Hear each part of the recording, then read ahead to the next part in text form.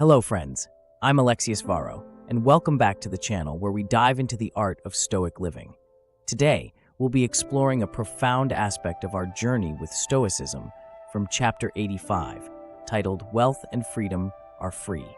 This idea may initially sound paradoxical, but let's break it down and see how these Stoic insights can fundamentally change our relationship with wealth and freedom. Let's start with a powerful quote from Epictetus, one of my favorite Stoic philosophers. For freedom is attained not by fulfilling desires, but by suppressing desire. This line encapsulates so much of what we'll discuss today. Take a moment to let that sink in. True freedom, according to Epictetus, is not about acquiring more, but about wanting less. Consider this. There are two ways to become rich.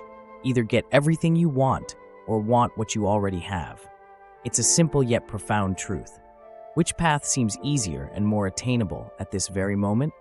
Often we're conditioned to think of wealth only in terms of material possessions and the accumulation of more. This mindset keeps us perpetually chasing the next thing, never quite satisfied, never quite free. But what happens when we shift our focus?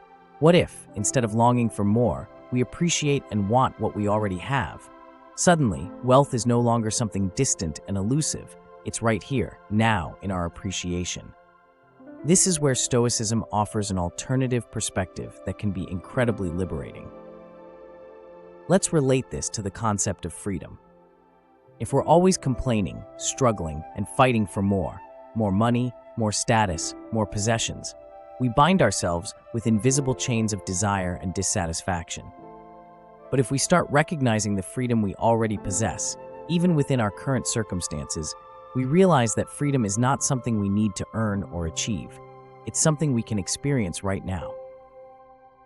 This brings us back to the Stoic wisdom of focusing internally rather than externally.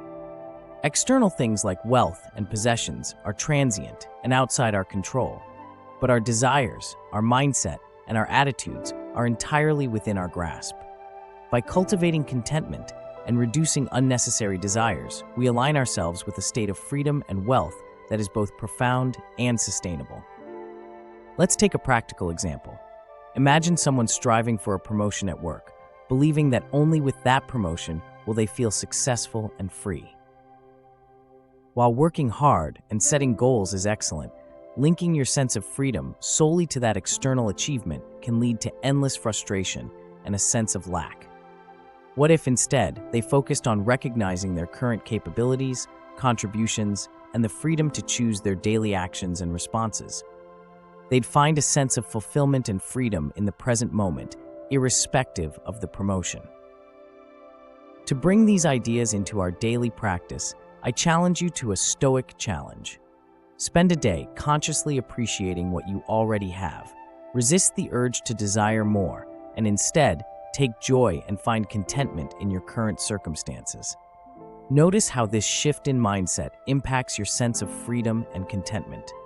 Share your experiences in the comments. I'd love to hear how this practice affects your perspective.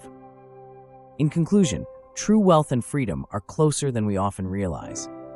By shifting our focus away from external acquisitions and towards internal contentment, we can tap into a sense of richness and liberty that's available to us right now.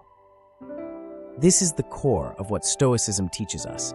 Freedom and wealth are not something to be attained in the future, but something to be recognized and embraced in the present. Thank you for joining me on this exploration of wealth and freedom through the lens of Stoicism. Remember, friends, it's not about having more, but about wanting less and appreciating what is.